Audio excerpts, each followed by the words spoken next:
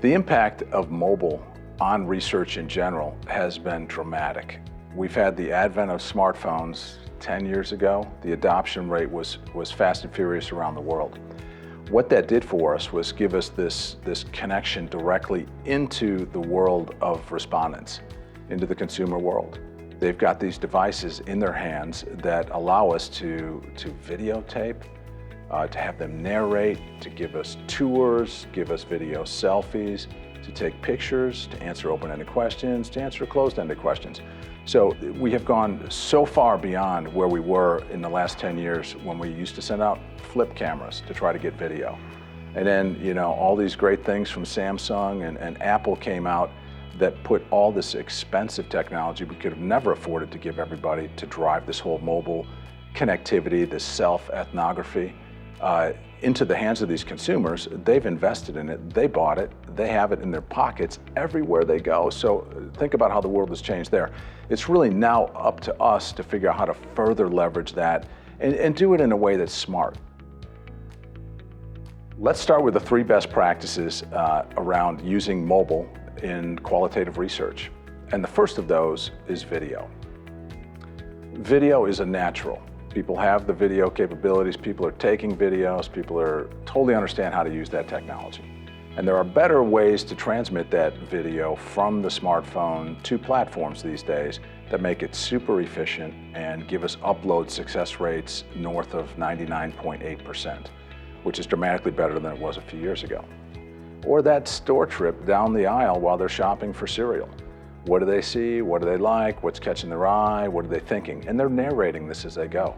So it's really a self-ethnography without cameramen, without us, without moderators, without clients following around. So it makes it a much more natural situation as well.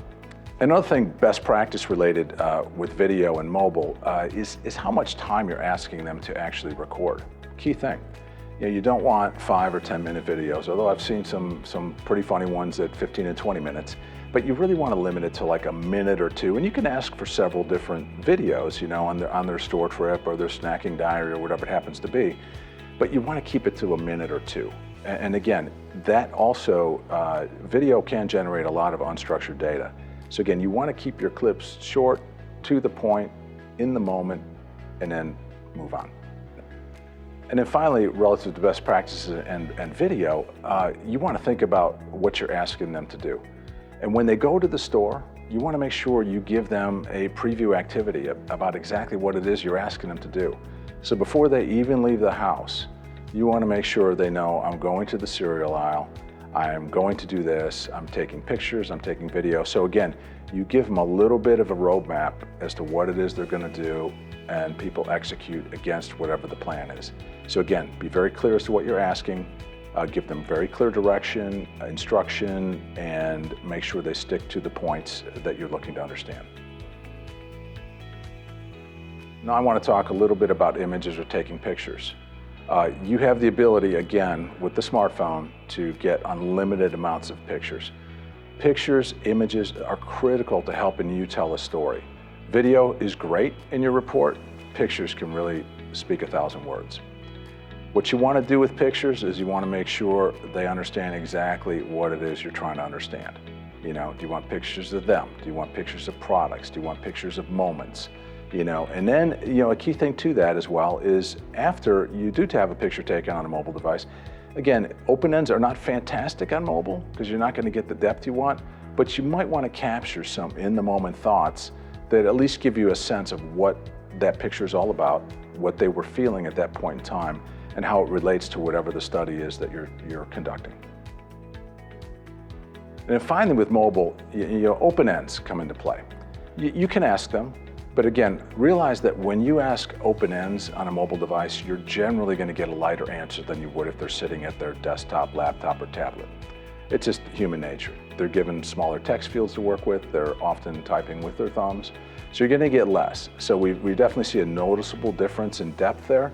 But again, if it's in the moment, focused on a task, you want to get the key visceral reaction to what's happening at that point in time. They'll keep it short and sweet. Expect short and sweet on a mobile device. Don't try to push it into a long-winded story of their life. So at the end of the day, When you think about mobile, qualitative research, and the ability to do things like video, pictures, and a little bit of interaction, open-ended, you have this ability to connect and really become one with your respondents. These are truly avenues into their mind, their eyes, their body, and their emotions. So again, as you look at your qualitative research, every opportunity you can to use mobile and inject mobile and self-ethnos into the world of your research, please do it.